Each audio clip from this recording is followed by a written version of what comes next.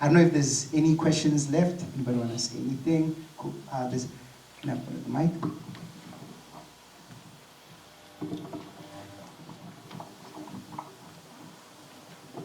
Exclusive Kiarakana Nyana, ne? Okay, thanks. And we started with the prayer. Jeez.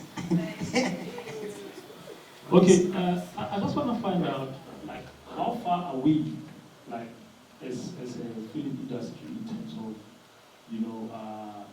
content for children? Yeah. You go to the cinema, Yeah. It's filmed from abroad. Yeah. Don't even have a TV channel that's dedicated to, children's content. So how far are we in terms of that, and, what can we do to start developing, content for kids? Thank you. Like I said earlier, did you just arrive now, or you here the whole time? No, I just arrived. Oh, okay. Oh. I'll go back to some of the stuff I was saying. So basically, my talk today was like just the power that we have as content creators, where we don't necessarily have to sit there and wait for somebody to create this content. If there's a niche market, you're like, wow, his content is not there. Like one of the biggest, highest paid YouTubers, a 7-year-old who sells toys, he made like $22 million last year. And so that content does exist. But the difference is that it's not living on mainstream platforms. Like it could be on YouTube, it could be on Vimeo, it could be on social media. And the beauty of it is like people even underestimate the power, the buying power that kids have. Because kids things, like literally Disney makes more money from their toys more than from the movie takings. Because then when you're selling to kids, you're selling toys, you're selling clothes, you're selling all these different things. So to be quite honest, I'm not quite sure of how far they are in terms of kids content, but I think we need to go out and create that content if there's a gap in the market. Because seeing the gap is beautiful. Yeah. But now there's a gap. Where there's a gap, there's an opportunity. Go out and create that content for kids.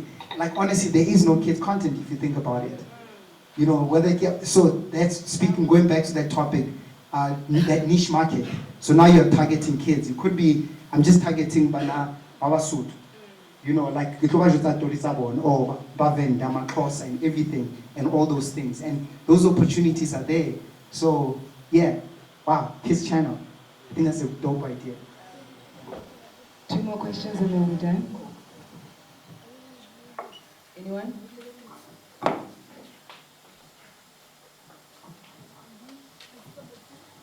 Awesome. I think you intentionally moved away from an important point, especially for the creators here, because you thought you didn't have time. The monetizing part. Yes. I think it's important because not everything that we do will be a passion project. It needs to actually at some point get us paid, right? Yes. So on YouTube, I mean, you get paid by views. Yes.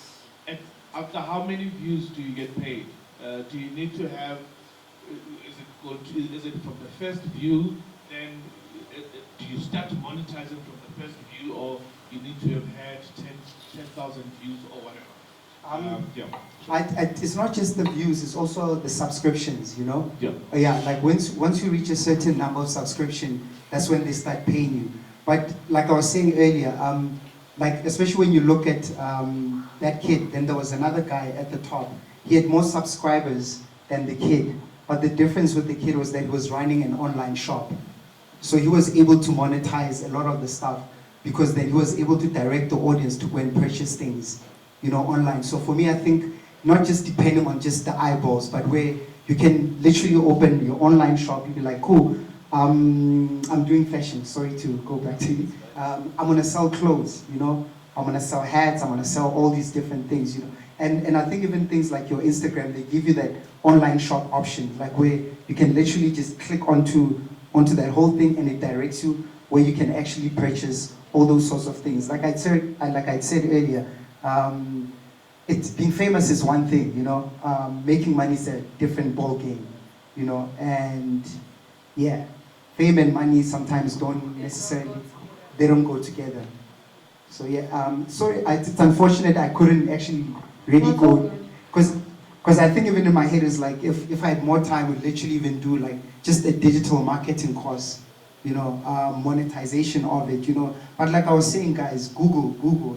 If I was not able to get deep into certain things, Google, and also you can also even hit me up on social media and all these different platforms. I can maybe try to help you, guide you where I know best. And also the other thing, especially within the digital space, there are no experts. I don't think you can be an expert in such a new industry. It's constantly evolving. We're all learning, trying to find ways this works, that doesn't work. Every time when I hear somebody stand in front of me and like, meet the expert of the online digital space, I'm like, it's not possible. Like, it's too new to have experts. You might have someone who knows a bit better than the other person. Then the other person knows something that you don't know. Only thing I know is that it's constantly evolving and it's a very important space. Yeah. No, thank you so much, Chris Makere. Thank you for sharing your knowledge. Guys, let me tell you something. This is also a networking environment. So utilize these people. They're here to help you. They're here to take you to the next level. I'm going to tell you a little story. Can I? So last year, now, Cross was taking pictures of me outside. And then when we got to Joburg, I was like, no, I'm also from Joburg. This home is here, but I live in Joburg. And he's like, no, let's actually have a proper photo shoot. He scouted the location there in 4 ways. We did a young photo shoot.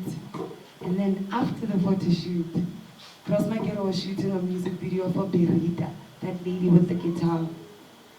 And that music video, also, he made a short film out of it called The Unknown Union. So I'm in that. So what I'm trying to tell you is that we met here at Cherry Film Festival, but we actually got to do other things. So utilize these people because it's not every day that you come across Cross Makere Mostrate. I mean, he's big, guys, I don't want to lie. So make sure that you hit him up on his socials because he's a destiny helper. I'm what do you call it?